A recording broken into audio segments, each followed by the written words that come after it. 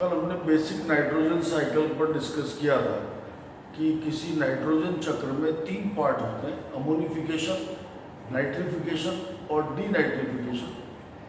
हम उसी basic cycle के इन 3 पार्ट्स को अलग अलग डील करते हैं।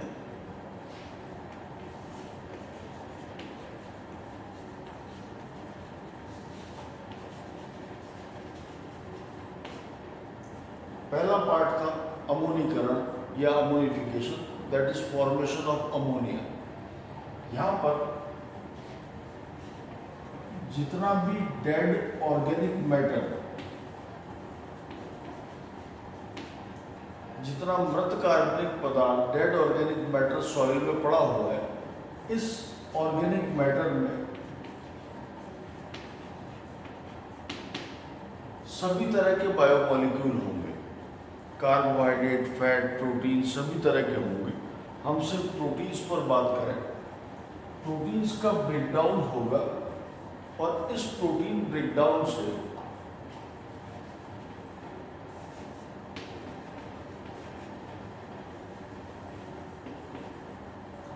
पेप्टाइड्स बनेंगे। फिर पेप्टाइड्स का ब्रेकडाउन होगा,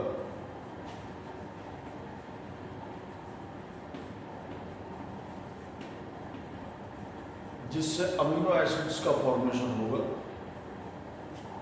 और अमीनो एसिड के ब्रेकडाउन से फर्दर अमोनिया का फॉर्मेशन होगा और साथ में किसी टाइप का कीटो एसिड बनेगा। डिपेंड करता है अमीनो एसिड कौन सा है, उसके अकॉर्डिंग कीटो एसिड होगा। इस बात को हम यही समझ लें कि एक कीटो एसिड जब अमाइन ग्रुप को ज्वाइन करता है तब एक्चुअली एक अमीनो एसिड का फॉर्मेशन होता है। इन सभी स्टेप्स पर अलग अलग एंजाइम्स फंक्शनल होंगे। जैसे पहले स्टेप पर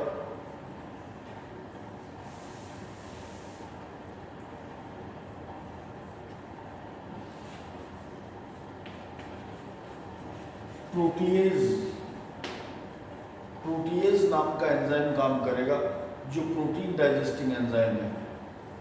उसके बाद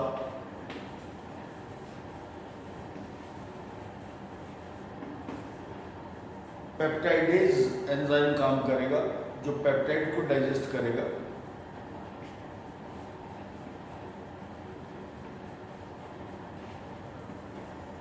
उसके बाद डीअमीनेज नाम का एंजाइम डीअमीनेशन ऑफ अमीनो एसिड करता है, यानी अमोनिया को लिबरेट करने का कार्य करेगा।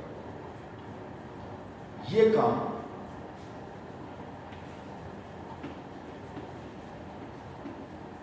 सॉइल में हो रहा है।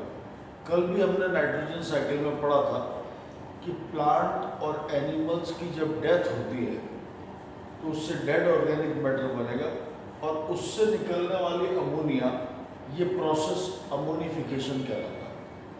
ये काम सॉइल में होगा और सॉइल में ये काम करने के लिए सर्टेन बैक्टीरिया रिस्पॉन्सिबल होते हैं जो बेसिलस जीनस को बिलोंग करते हैं। जैसे बेसिलस की डिफरेंट स्पीसीज ये काम करेंगी। फॉर एग्जाम्पल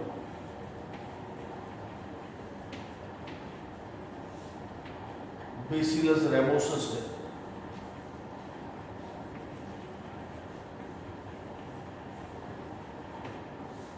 बेसिलस माइकोइडिस है और बेसिलस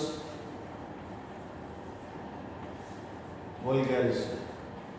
ये 3 स्पीसीज बेसिलस की, रेमोसस, माइकोइडिस और वल्गैरिस, कॉमनली अमोनिफिकेशन परफॉर्म कर सकती है, तीनों species. That's about what is called as ammonification.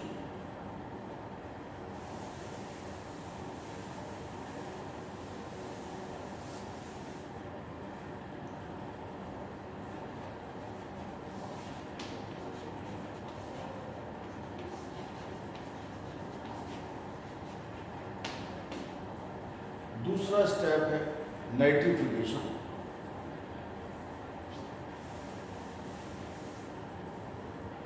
ये कल हमने नाइट्रोजन साइकिल में देखा था कि ये काम सॉइल में इंडिपेंडेंट बैक्टीरिया करते हैं, जहाँ अमोनिया पहले नाइट्राइट में और नाइट्राइट फिर नाइट्रेट में कन्वर्ट होता है।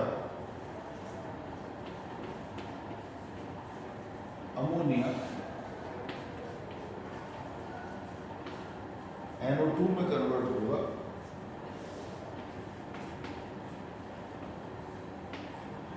and this will convert into NO3। पहला जो फंक्शन है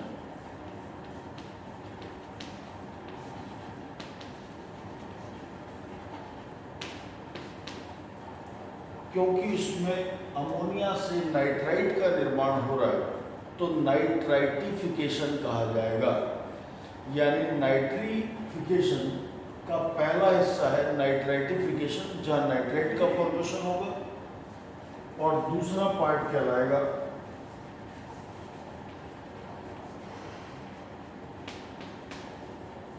नाइट्रेटिफिकेशन, जहां नाइट्रेट का निर्माण होगा। तो नाइट्राइटिफिकेशन और नाइट्रेटिफिकेशन ये दोनों मिलकर शब्द बना नाइट्रिफिकेशन। इन दोनों स्टेप्स के लिए अलग अलग तरह के बैक्टीरिया रिस्पॉन्सिबल होंगे। जैसे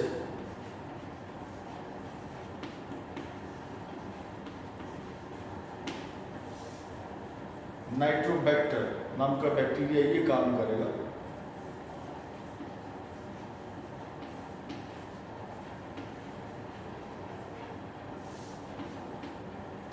नाइट्रोसोमोनास नाम का बैक्टीरिया यही काम करेगा।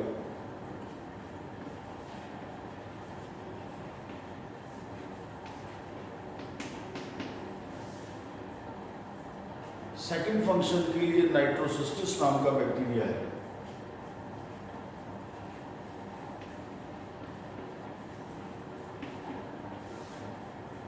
नाइट्रोकोकस नाम का बैक्टीरिया भी सेकंड फंक्शन में इन्वॉल्व होगा। कुल मिलाकर नाइट्रिफिकेशन के दो पार्ट हैं, नाइट्राइटिफिकेशन, नाइट्रेटिफिकेशन। नाइट्राइटिफिकेशन परफॉर्म कर सकते हैं नाइट्रोबैक्टर और नाइट्रोसोमोनास। नाइट्रेटिफिकेशन परफॉर्म कर सकते हैं नाइट्रोसिस्टिस और नाइट्रोकोकस।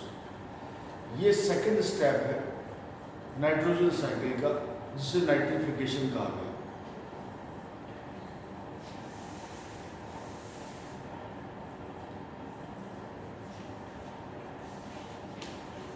नाइट्रोजन साइकिल का तीसरा स्टेप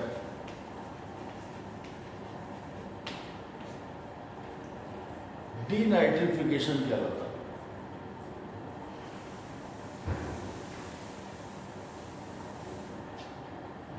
इस स्टेप में नाइट्रोजन के जो ऑक्साइड्स हैं जैसे NO2, NO3, इनका कन्वर्जन मॉलिक्यूलर नाइट्रोजन में होगा। दिख रहा है कि ये एक रिडक्शन प्रोसेस है।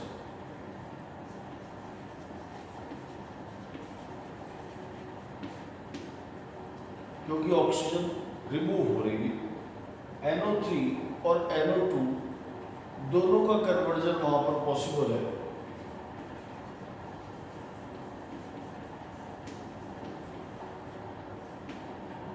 मोस्टली NO3 का एक कन्वर्जन होता है।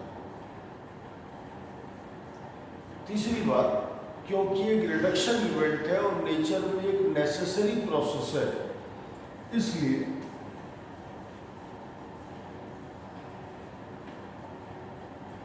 इसे परफॉर्म करने वाले जो बैक्टीरिया हैं वो बैक्टीरिया एनएरोबिक बैक्टीरिया होते हैं। For example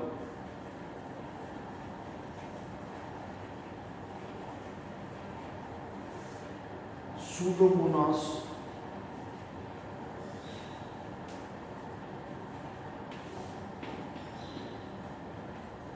डीनाइट्रिफिकेंस। Pseudomonas डीनाइट्रिफिकेंस से काम परफॉर्म कर सकता है।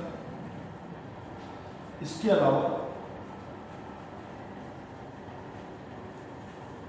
थायोबैसिलस नाम का bacteria, the same species Thiobacillus denitrificans है। इसके अलावा